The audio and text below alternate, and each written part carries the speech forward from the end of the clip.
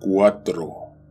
Cuando éramos niños, a veces se nos olvidaba que espantaban en la casa de la abuela. Llegábamos temprano, siempre antes del mediodía. Con la claridad de la mañana era imposible pensar o acordarse de ello. No era sino hasta el anochecer que el lugar se transformaba. Las visitas se iban y solo quedaba la abuela y sus gatos. En la gran casa de la abuela a veces había silencio, pero nosotros nunca encontrábamos tranquilidad.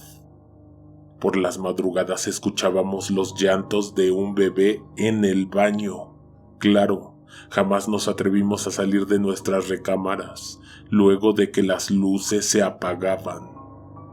Para nosotros ese era uno de los tantos fantasmas de la casa. Ánimas que llegaron mucho antes que la abuela y que de noche recorrían los pasillos cautelosamente.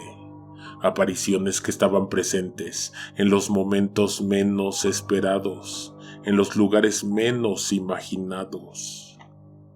Esa casa tenía enormes ventanales.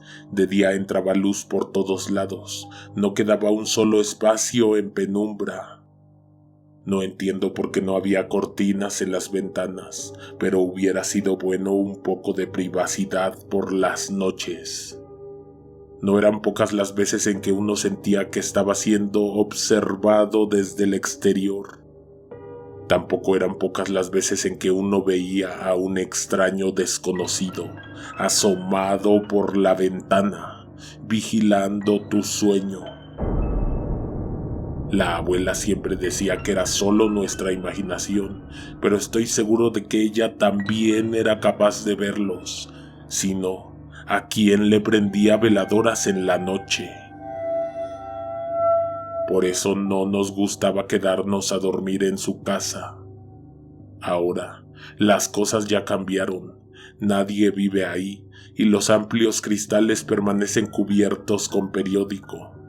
Cada cierto tiempo se hacen visitas a la casa, pero solo es para limpiar, para impermeabilizar la azotea y para podar los jardines.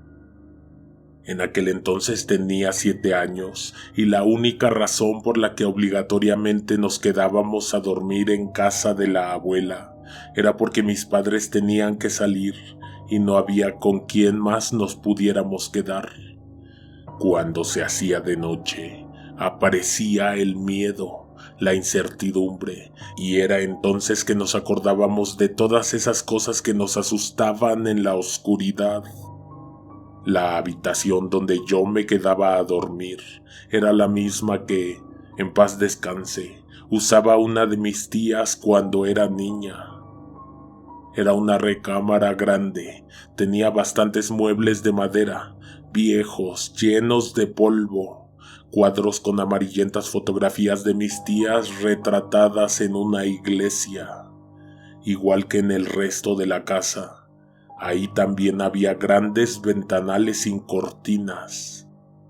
Algunas noches los vidrios lucían más oscuros y era en esas noches cuando más daba miedo estar ahí, cuando después de las 12 comenzaban a ocurrir cosas sin explicación, risas en los corredores, golpes en las paredes.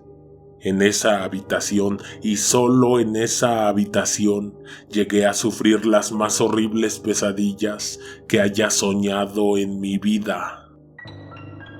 En alguna parte de la madrugada, generalmente pasando las 3, mis sueños comenzaban a ser más vívidos. Tenía recolección de sensaciones, el olor de la casa, el polvo suspendido en la superficie de los muebles, los sonidos, el rechinar de los pisos, de las escaleras. Estaba solo, abriendo los ojos, recostado en la cama, pensando que justo ese era el despertar del sueño. Me quería mover, pero era imposible. Las manos no me respondían, ni los brazos ni las demás extremidades. Quería gritar, pero mi boca apenas se podía abrir. La lengua estaba pegada al paladar y por más que intentaba que algo saliera por mi garganta, era un esfuerzo en vano. Entonces, después de tanto luchar por liberarme de la parálisis, sentí que ya nada me estaba oprimiendo. Mi cuerpo se sintió ligero, tan ligero que poco después me despegué de la cama. Estaba flotando, levitando a unos centímetros del colchón. No lo puedo controlar y es igual de desesperante. De pronto, y es algo que sucede siempre en mis sueños, veo en el techo una cara. Es la cara de un niño. Mientras más me acerco, la veo mejor. Además de su rostro, también están sus brazos. Es un niño muerto. La boca está demasiado abierta, los ojos lucen inertes, grisáceos, los brazos están hinchados, igual que la piel, la carne en su cara. Es alguien que nunca antes había visto, alguien que no sabía por qué aparecía siempre en mis sueños.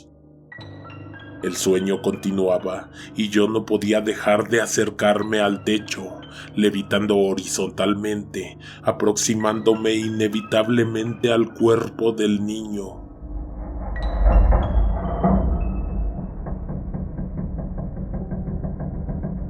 Esas manos en estado de descomposición terminaban por agarrar mis brazos y su cara quedaba a pocos centímetros de mí mientras me miraba con esos ojos muertos. Ese era el momento más estresante de la pesadilla. Luego de eso ya podía despertar, bañado en sudor, con el ritmo cardíaco alterado. Permanecía unos minutos más sentado en la cama, callado, aún atemorizado por las espantosas visiones. Entonces, de alguna parte de la casa se escuchaba el llanto de un niño, un llanto que iba y venía a lo largo de la madrugada. Si volvía a conciliar el sueño, era por cansancio, porque si le ponías atención a toda la cantidad de ruidos y de sensaciones presentes en la casa, podrías permanecer despierto hasta el amanecer. Eso nunca dejó de suceder. A cada uno de mis hermanos y a mí nos atormentaban las mismas cosas. Transcurrieron décadas, la abuela murió y la casa quedó vacía. 30 años después, los nietos nos tuvimos que hacer cargo de ese lugar. Hay que tener limpia la casa, los patios libres de hierba, bien podado el pasto y los árboles. Se barren las habitaciones, se sacude el polvo. Antes nunca había visto la casa tan limpia. Tan pronto como mis tíos llegaran a un acuerdo, la casa se pondría en venta, pero mientras no podíamos dejar que se deteriorara. Una tarde de octubre, visité la casa con mi familia, con mi esposa y mi hijo. En la casa hay todo, solo hay que llevar las llaves. Esa tarde planeaba cortar el pasto, quitar la hierba, pero el cielo se había nublado desde temprano y lo más probable es que lloviera en cualquier momento. Nos resguardamos de la lluvia, aprovechamos para revisar la cocina, las tuberías, los calentadores. Mi esposa abre el horno para tallarlo. En ese momento suena el teléfono en alguna parte de la casa. Es extraño, pero no a primera vista, porque a pesar de que sí hay un teléfono en la casa, la línea está suspendida desde hace varios meses.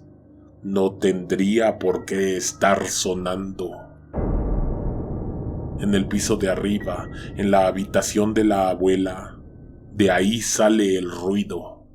Mi esposa no deja su tarea, tiene puestos los guantes y con la fibra talla las paredes del horno. Pasan varios minutos, pero el teléfono no deja de sonar. Subo a la habitación porque la curiosidad me exige que averigüe quién está llamando. De entre todas las llaves, escojo casi inmediatamente la que abre la recámara de la abuela. Pienso que el teléfono dejará de sonar en cualquier momento. Me abalanzo y lo contesto. Del otro lado de la línea no hay nadie. No se escucha nada, ni un leve zumbido característico de los teléfonos viejos. Aún así, pregunto, espero, guardo silencio intentando escuchar algo en algún momento. Es tarde, pero por ningún motivo podemos quedarnos después del atardecer. La noche se acerca peligrosamente. Estoy a punto de colgar cuando escucho por el auricular el llanto de un niño. Un par de segundos bastan para que recuerde a la perfección todas y cada una de las cosas que se escuchaban y se veían en esa casa. Me quito el teléfono de la oreja. El llanto tiene origen en algún lugar de la casa. Hay otro teléfono y desde ahí están llamando. En segundos reacciono. Es el llanto de mi hijo. Salgo al corredor a buscarlo. Mi agitada respiración me impide identificar inmediatamente que él está en una de las habitaciones, precisamente en la misma que me prestaban cuando visitaba la casa de niño. Al abrir la puerta, encuentro a mi hijo llorando, con las manos tapando sus oídos y con los ojos bien cerrados. Se sobresalta cuando lo abrazo.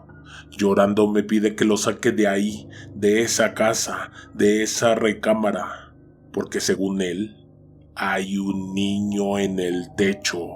Un niño que le extiende los brazos, que quiere agarrarlo. Me describe exactamente al mismo ser que se aparecía en mis pesadillas, tal y como yo lo soñaba. Era momento de marcharnos de esa casa. Por esa ocasión, el horno, la cocina quedó medio limpia. Agarramos nuestras cosas y salimos de ahí. Dejamos la casa de la abuela atrás en medio de un aguacero. Mi esposa estaba segura de haber apagado todas las luces antes de salir, pero a través de los periódicos pegados en las ventanas se podía ver que había algo encendido. Mi hijo voltea hacia la casa mientras salimos de la propiedad. Tal vez son las veladoras que la abuela le prende a los muertos, dice el niño antes de acostarse en el asiento trasero y echarse a dormir.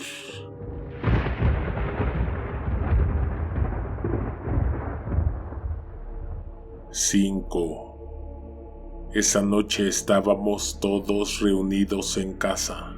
En casa de mi madre vivimos mis 3 hermanas.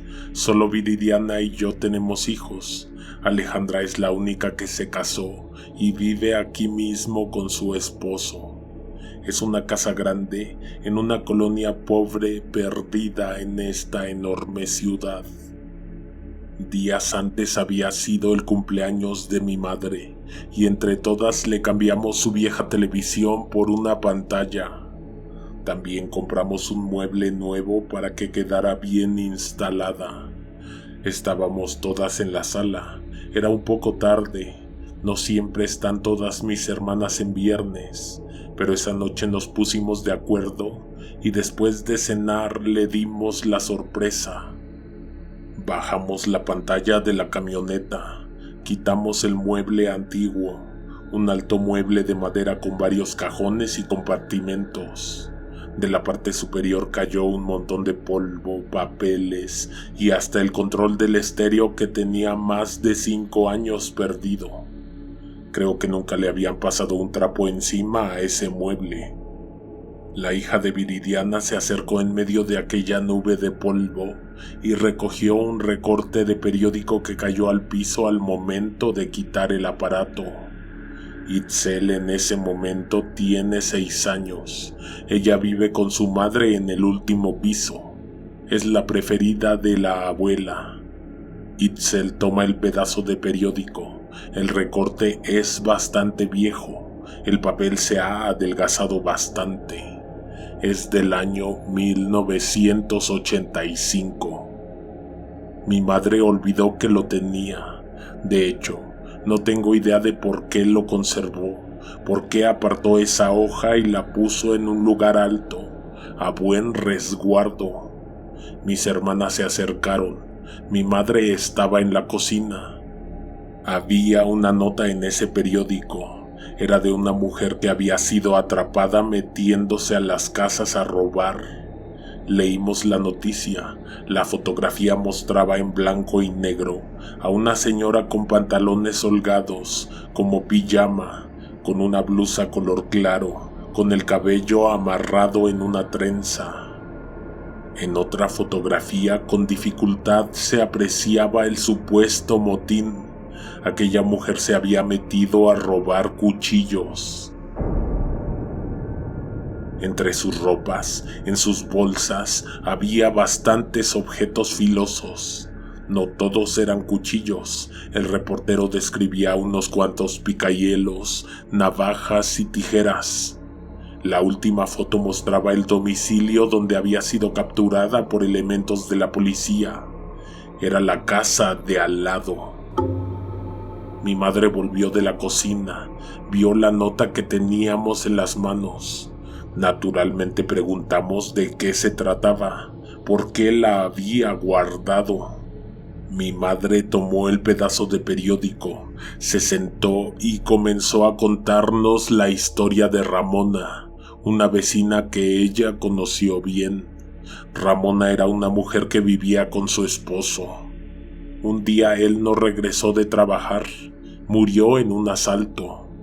La vecina enloqueció. No se le volvió a ver en el mercado, en la plaza, ni en la tienda.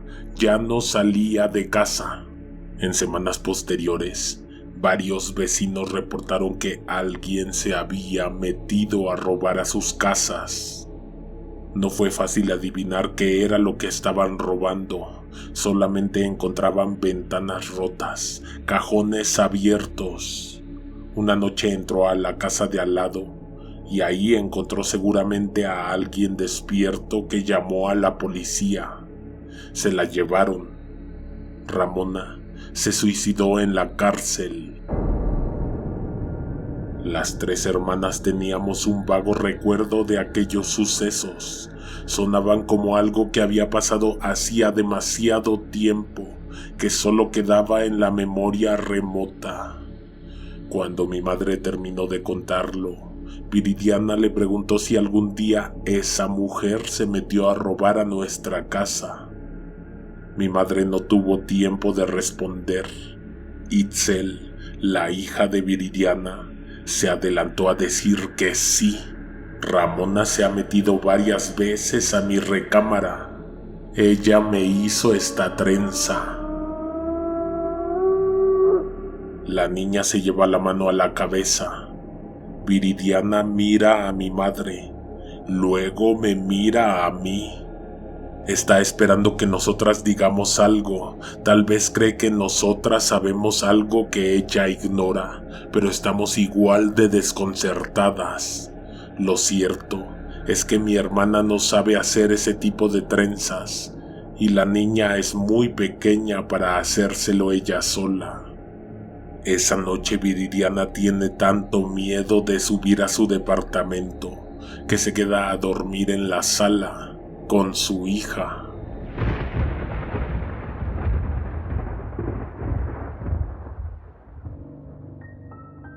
¡6! Por la mañana me enteré que estaba embarazada. En la tarde, cuando Mariana regresó de la primaria, le conté que pronto ella tendría un hermanito. Tomé su mano y la puse en mi vientre. Le dije que estaba embarazada. Le pregunté si quería que fuera niña o niño. Ella estaba un poco asombrada. Se quedó callada unos segundos. No me respondió. Seguramente estaba tratando de procesar la noticia.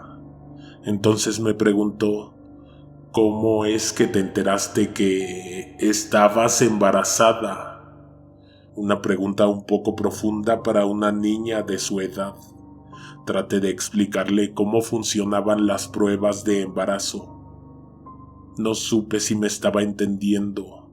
Creo que ni siquiera me estaba poniendo atención. Me interrumpió para hacerme otra pregunta. ¿Cómo es que ellos supieron?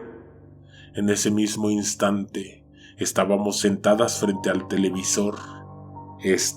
A unos centímetros de la pared, se estremeció.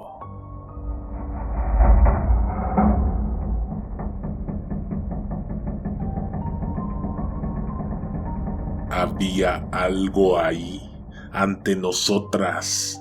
Mi hija hablaba de alguien que se encontraba en la pieza también. Puedo jurarte que había alguien ahí. Alguien invisible que se delató al moverse frente a nosotras, luego de un repentino silencio. La niña podía verlos, yo no. ¿Quiénes?, pregunté pensando que obtendría una respuesta lógica, comprensible.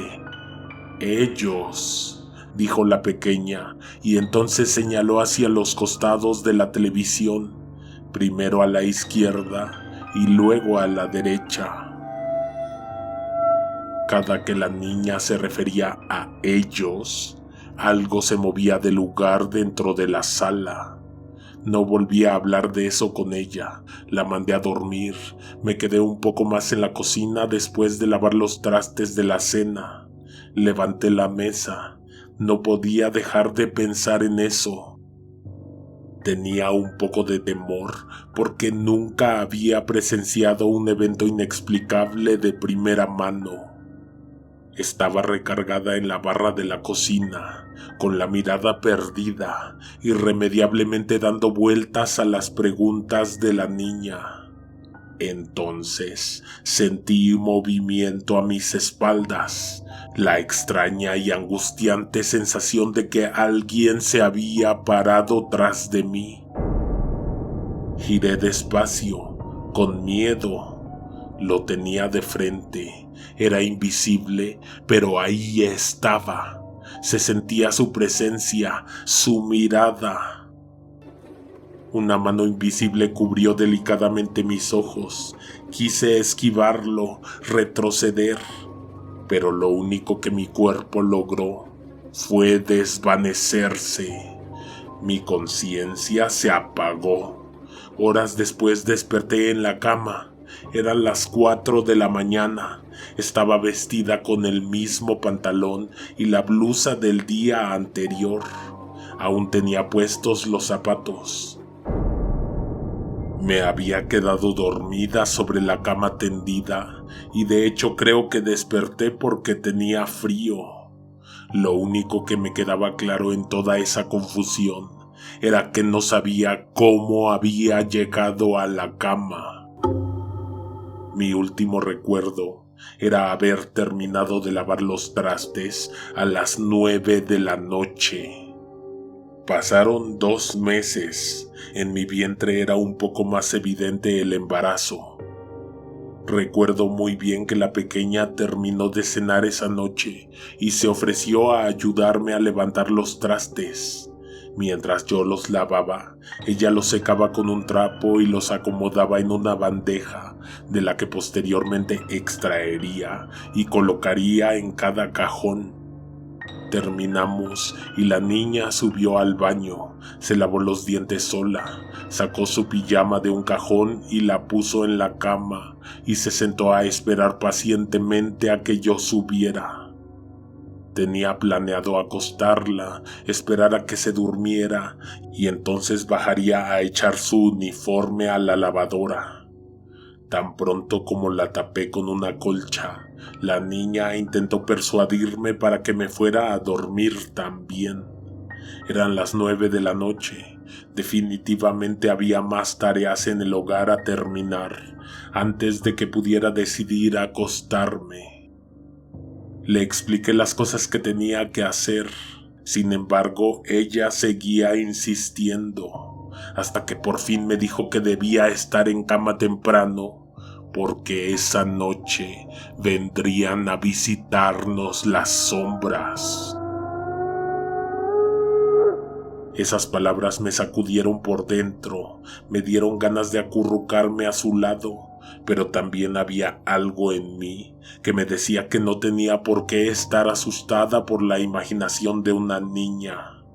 A las 10 de la noche, la secadora estaba terminando de centrifugar la ropa. Abrí la tapa de la máquina y antes de que pudiera meter la mano al tambor, escuché que alguien se aproximó a mí. Sopló algo que se me metió a los ojos y que aspiré y me hizo toser. Horas después, desperté en mi cama. La mañana siguiente, al meterme a bañar, encontré un par de círculos rojos sobre la piel de mi abdomen. Era tinta que se borró cuando la tallé con mis dedos. No sabía qué me estaba pasando y la única manera que se me ocurrió de averiguarlo fue acudiendo al médico. Le conté que ya era la segunda ocasión en que perdía el conocimiento. El médico me recomendó que mejorara mi dieta, mis hábitos de sueño y me recetó vitaminas. Por un lado, las escalofriantes imaginaciones de la niña me hacían pensar que efectivamente había algo o alguien en la casa. Algo desconocido que me provocaba los desmayos. Aunque desde el punto de vista médico era evidente que mis hábitos, el embarazo, el trabajo me podrían estar causando debilidad. A veces estaba segura de una cosa y a veces solo podía pensar que la niña veía algo que yo era incapaz de ver. Pero una noche lo comprobé. Me acosté temprano, como lo comencé a hacer después de la recomendación del médico. Ciertamente hubo más consultas y para ese entonces los desmayos se habían ido. Faltaban unas semanas para el parto, para cumplir los 9 meses. Esa noche me fui a la cama y me quedé dormida como cualquier otra noche reciente. Caí en un sueño profundo que duró solo unas horas. De madrugada sentí sequedad en la garganta y ardor en los ojos. Desperté lentamente, estaba aturdida, me sentía desubicada. Abrí mis ojos para encontrarme una gran sorpresa ante mí. La puerta de mi habitación estaba entreabierta.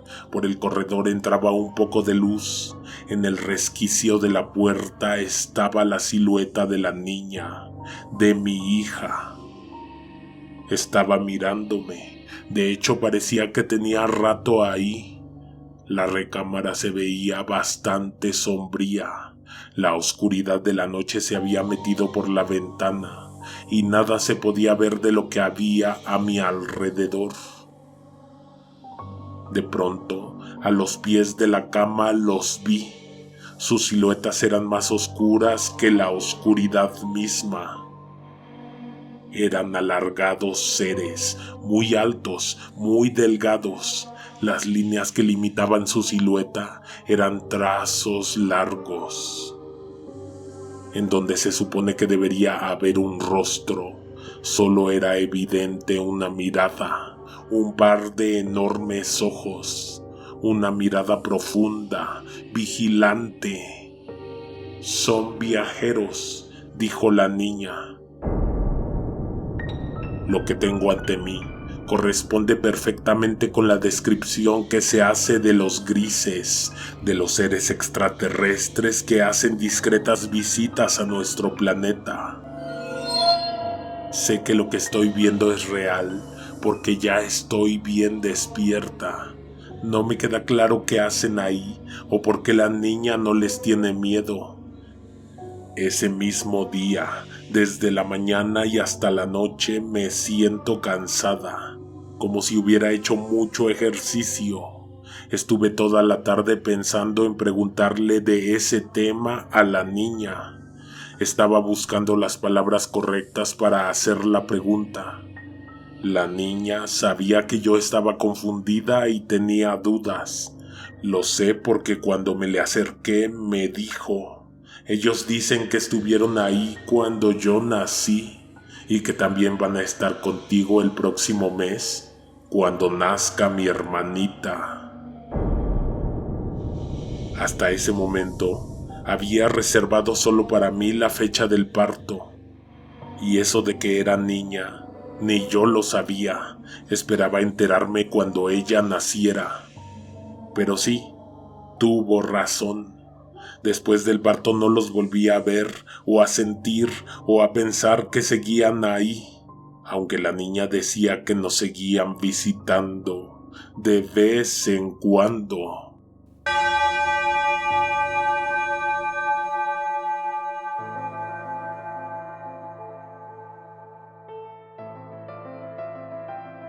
Sigue enviando a nuestro correo conejonegroteobserva@gmail.com tus experiencias, tus aterradoras historias. Si te ha gustado el relato, sumérgete en nuestro catálogo de horrores. Tenemos todo tipo de historias para escuchar de noche, bajo la lluvia, en completa soledad y en silencio. No te vayas porque aquí dejo un par de recomendaciones. Nos escuchamos en un rato. Al quien te observa en la oscuridad.